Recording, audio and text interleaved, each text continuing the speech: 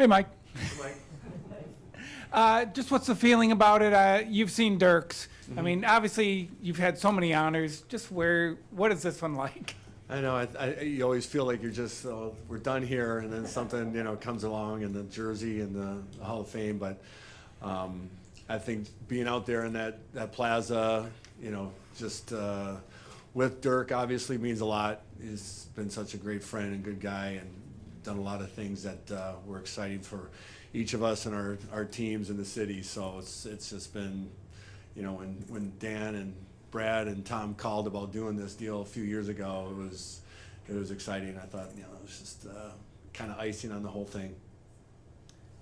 For either one of you, the big question: is it the trophy? Is it the flap? I mean, which way did y'all go? Wait and see. You'll recognize it. That's for sure. It's Hey, it's a trademark. Sorry, congratulations. Hey, Mike. Good to see you. You too. You like what you've seen of the work so Yeah, far? it's I went to Chicago and this was in July, I think just early July, right after the 4th, and I thought, wow, this looks great, and it was like maybe a quarter of the way through, just with the details and everything. But I tell everybody that Barry Sanders was being done right next to mine, and just probably was getting done the finishing touches for the start of the football season. So, obviously grew up a painful Lions fan for years, and Barry was a big idol of mine. But the just the detailed and the facial thing, the jerseys, everything was just so on point. And so we've gotten photos as this thing's moved along, and it's just looked great. So it's a masterpiece. His only complaint was, have you done yet? Hey, Mike, I just want to ask, a lot of people wondered if hockey would work whenever the North Stars came to Dallas here in Texas, and then you were part of that, won a Stanley Cup, jerseys retired, obviously. Now you have a statue here. I mean, that solidifies, I think, that this town has embraced this team, and they've been such a centerpiece for Dallas sports.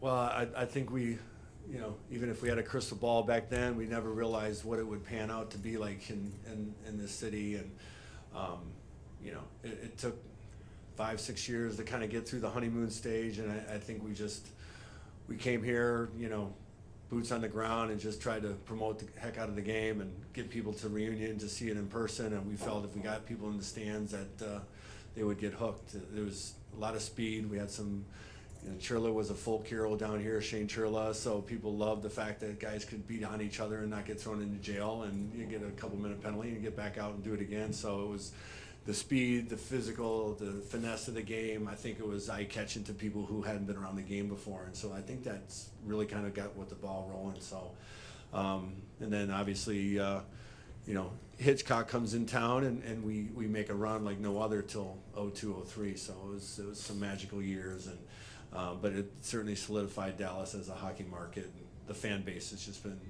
phenomenal since day one. There's only been a handful of hockey greats like Bobby Orr and Wayne Gretzky that have a statue of themselves. What's it like to be in the same breath as those kind of guys? Very honored, very humbling. Certainly this, to have it here, this town's meant a lot to me, the fans.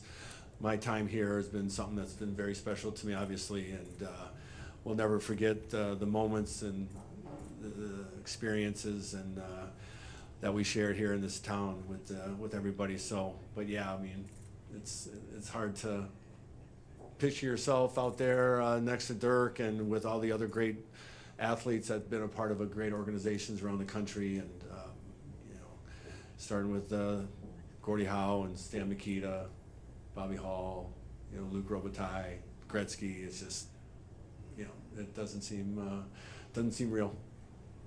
Mike, obviously your place in this organization's history is unquestioned, but I'm curious, in recent years, what has the relationship with the organization been like? And obviously some differences. Is all that kind of in the rearview mirror, and how do you kind of view all that?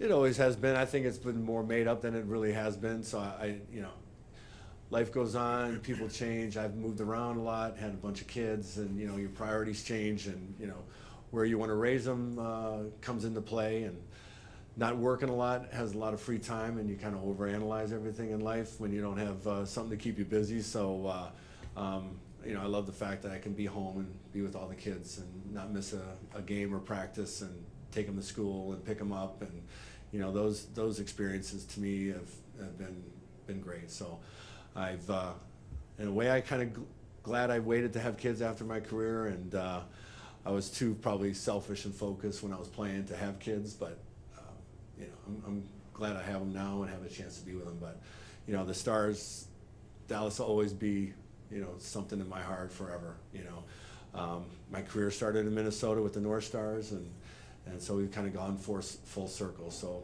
I've always been somewhat a Midwesterner, so I'm happy to be back there, raise the kids. But, you know, obviously here, coming back, see a lot of familiar faces and people. It feels like home too when you're here.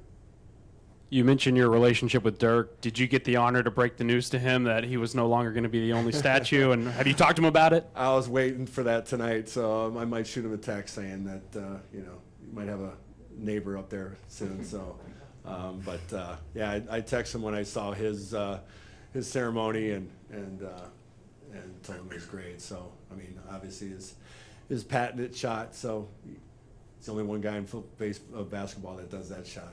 He's got it down. Ray, I just wanted to ask, what's your process in capturing him? Do you look at film? Do you look at photos? How do you get the essence of Mike Modano? I think that every projects that done, a commission that done through the history, and we just talked about this a while ago, is kind of a triangle relationship between the commissioner, the artist, and the subject. And this fruitful relationship is very, very important to assess what you're gonna go with, what is familiar, what the public wanna look.